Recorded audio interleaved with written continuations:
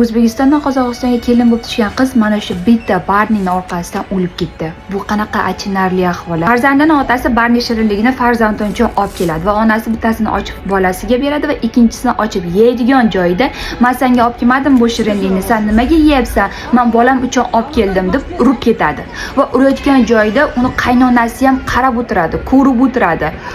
Va mana shunaqangi narsalar bolasini oldida, bolasini ko'z oldida onasini urib o'ldirib qo'yadi. Bu qanaqangi achinarli. Men prosta bu narsani sizlarga aytib beraman. Qo'llarim shunaqa qaltirab ketyapti.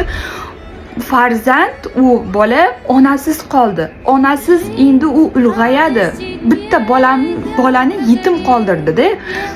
Men shunaqangi achinib ketyapman. Uchinchi shaxs mana bu qaynona qanaqasiga prostiga qarab o'tirish mumkin.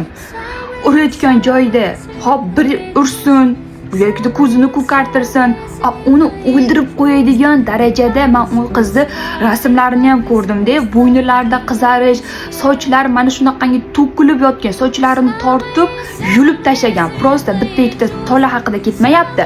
Mana bunaqasiga sochlar yulingan. Mana shunaqa rasmlarini men o'zim ko'rib sizlarga nima deyishni ham bilmayapman. Prosta erkaklarimizga nima bo'lyapti bilmadim. Achinarli. Judayam bu holat achinarli.